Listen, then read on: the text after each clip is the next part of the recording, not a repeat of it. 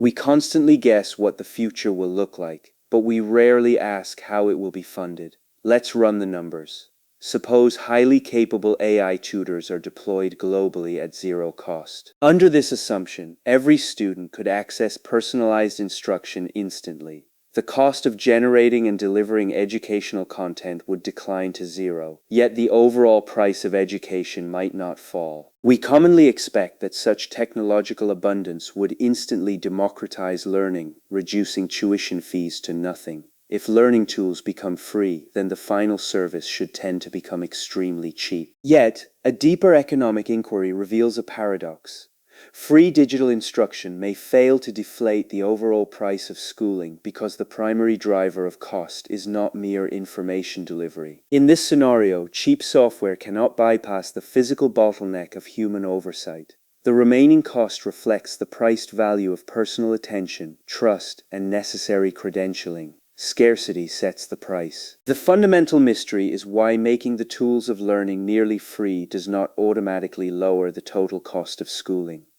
Let us examine the economic structure of Baumol's cost disease. Consider the stakes. Education is not just about transferring factual data from a server to a client. It is a complex service that relies heavily on human relationships and personalized attention. If the value of education is tied to human relationships, then it cannot be easily automated. While software can lecture, it cannot easily motivate, assess, or build trust with individual students. Without human teachers, many students would tend to struggle with self-regulation and engagement. The cost of keeping students focused is paid through the labor of educators who provide personalized learning support. Consequently, schools must continue to hire staff to manage classrooms and guide learning.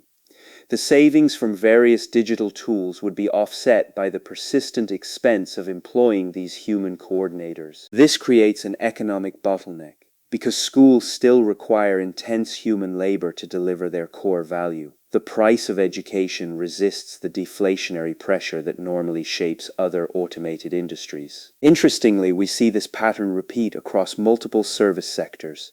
To understand why, we must analyze how wages and productivity behave dynamically in different parts of our modern national economy. To analyze this scenario, we must first distinguish between progressive sectors and stagnant sectors. Progressive sectors like manufacturing or modern software development experience rapid, ongoing increases in output per individual worker. As technology improves in these progressive fields, the overall amount of labor required to produce each unit of output drops significantly, allowing prices to fall while wages constantly continue to rise. In contrast, stagnant sectors like healthcare, live performance, or education are structurally labor-intensive. Within these industries, the primary human input is not just a tool, it is the actual service itself. A musician cannot play a string quartet twice as fast to increase individual productivity. Similarly, an instructor cannot teach thousands of students simultaneously without reducing the quality of personalized feedback. Because stagnant sectors cannot easily substitute capital for labor, their productivity growth remains slow. Yet, to attract qualified workers, these stagnant sectors must still raise wages to match competitive progressive industries. If a school does not increase salaries, its teachers will migrate to progressive sectors where wages are higher. Thus, wages in education must rise even if relative productivity does not improve. This wage inflation, unaccompanied by a corresponding increase in output per hour, forces the unit cost of labor-intensive services to continually rise. Modern economists define this mechanism as Baumol's cost disease. Under this assumption, the relative price of education must increase over time.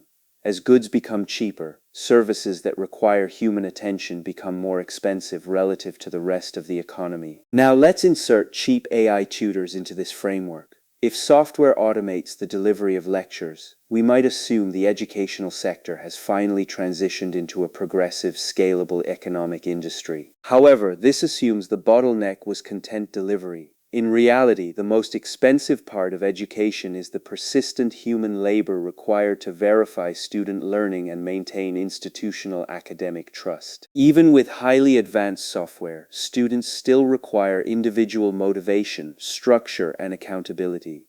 These functions are performed by human mentors, advisors, and administrators who guide the entire learning process here. Because these high-touch roles resist automation, they remain the scarce resource. The price of education is ultimately determined not by the software, but by the wages of these necessary human supervisors. Follow the incentive structure. As the cost of AI tutoring approaches zero, schools will substitute content delivery with automated software, but they must expand human support to manage individual student retention. This shift changes the internal composition of total educational costs. The share of tuition spent on lectures rapidly decreases, while the share spent on intensive personal counseling, mentoring, and coordination increases. At the same time, the relative wage of these human mentors must rise to keep pace with other sectors of the economy, continually driving tuition prices upward despite the cheaper technologies. Furthermore, as information becomes more abundant, the value of credentialing increases.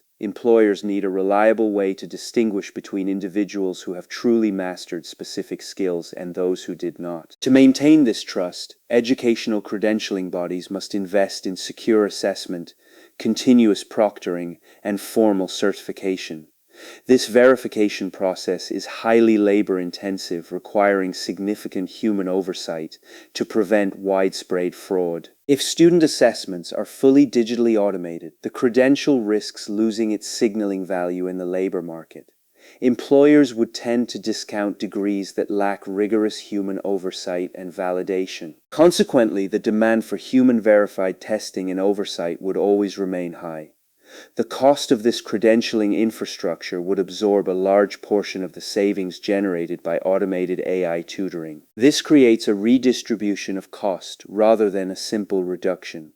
The total money saved on teachers delivering facts is transferred to administrators, advisors, and proctors who actively verify those facts. Here is the constraint: we cannot automate the value of human certification. If a degree is valuable because it represents verified effort, the cost of verifying that effort remains structurally high. Thus, the total price paid by the individual student does not fall. The cheaper tool merely allows institutions to shift their spending toward the remaining scarce resource, which is human attention. Change the assumption, change the equilibrium. If we examine a specific scenario where students do not care about credentials, we see a completely different cost dynamic emerge in the actual marketplace. One counterpoint to this analysis is the rise of self-taught online learners. These individuals utilize free digital web resources to acquire highly advanced skills with zero human mentorship or external oversight. However, this self-study model faces a very strict limitation.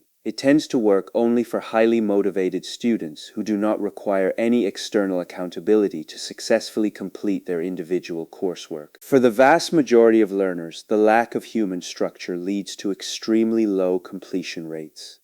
Thus, self-study cannot serve as a scalable replacement for our traditional institutional academic education. Under this economic assumption, we must separate basic skill acquisition from high-stakes credentialing. Basic skills can be automated cheaply, while high-value credentials require expensive human verification in traditional standard academic institutions. Let us consider a hypothetical case of an elite academy. Even if it adopts automated tutors for content, it must retain qualified human advisors to maintain its academic prestige and retention. Because the academy continues to hire qualified human staff, its tuition costs remain high. The cheaper technology does not lower the price, it merely alters the internal allocation of their budget. Thus, the boundary of automation-driven cost reduction is reached when the educational service becomes limited by the scarcity of human attention, which resists further productivity-driven price deflation in stagnant service industries. To resolve the opening mystery, we must recognize that the cost of education was never primarily about the tools used to deliver facts. The tool is elastic, but human attention remains. If a new technology makes the elastic component free, the inelastic component would tend to capture a larger share of the total price, maintaining the high cost of the overall service. Under this assumption, the deployment of capable AI tutors would not collapse total tuition. Instead, it would accelerate the division between low-touch, automated content and high-touch, human-verified student educational credentialing here. This division would tend to create a highly polarized two-tier educational market. Students who can afford human mentors receive verified credentials, while other learners are left with unverified, self-directed online studies. Consequently, the hope that digital software would equalize educational opportunity is structurally limited. The economic value of education always remains tied to the scarce human attention that verifies actual student learning. The funding model decides what survives. If society continues to value certified mastery, institutions must fund the labor-intensive verification process, preventing tuition prices from dropping significantly in the near future here. So, the cost of education does not fall because the human element remains the final gatekeeper of value. The technology changes the delivery, but the incentive structure keeps the price high. As long as employers demand trusted credentials, schools must pay human educators to verify student learning.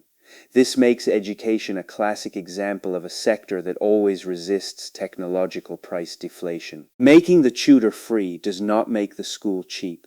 The cost is simply shifted to the verification of trust, which resists the deflationary pressure of digital automation in our economy. When evaluating new educational technologies, we must look past the optimistic promises of cheap content and analyze where the scarce human attention bottleneck resides in the total system here. We must ask what share of the tuition price represents digital information delivery, and what share represents the cost of personalized verification and necessary student support in schools here. If a policy assumes that new learning software will automatically lower total education costs for students, we must treat that optimistic claim with deep, structured economic skepticism right here. We must instead focus on designing training systems that allocate scarce human advisors, where they can provide the maximum possible marginal value to the individual student in class here. This requires us to separate the scalability of automated learning software from the underlying cost structure of necessary human trust and verification in our broader labor market right here. The real economic challenge is not inventing more capable tutoring programs,